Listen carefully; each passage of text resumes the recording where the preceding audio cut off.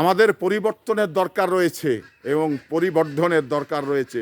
কারণ মানুষ, আমরা এই দুনিয়াতে যে ওয়াদাবদ্ধ হয়ে দুনিয়াতে এসেছি, সেই ওয়াদা বরখেলাপ করছি নাকি পালন করছি, এটা কিন্তু আমাদের ব্যাপারে দেখা দরকার। তো আমার মনে হয় যে আমরা ওয়াদা পালন করতে পারছি না, মানে করছি না। আমি আল্লাহর কাছে বলে এসেছি যে আল্লাহ পাক আমাকে দুনিয়াতে পাঠাও, আমি তোমার কাজগুলো করব এবং ফ্যামিলি পরিজন তাদের মানে বৈধ কামাই করে তাদের ভরণ পোষণ মিটাবো।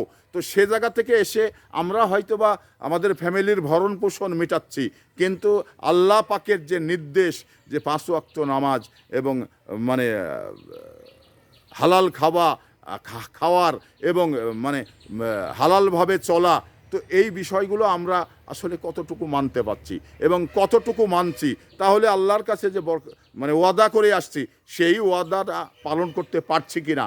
আবারও যে মানুষ মরে যাওয়ার সময় মনে করে যে আমি মরে না গিয়ে যদি আবারও পরজন্মে ফিরে আসতে পারতাম, তাহলে হয়তোবা এসে যে ত্রুটিগুলো আমার জীবনে রয়েছে সেই ত্রুটিগুলো আমি সেরে আবার হয়তো কবরে আসতে পারতাম। কিন্তু যে মানুষটি এই ইহজগৎ ছেড়ে চলে যান, তার আর ফিরে আসার কোনো মানে রাস্তা নেই।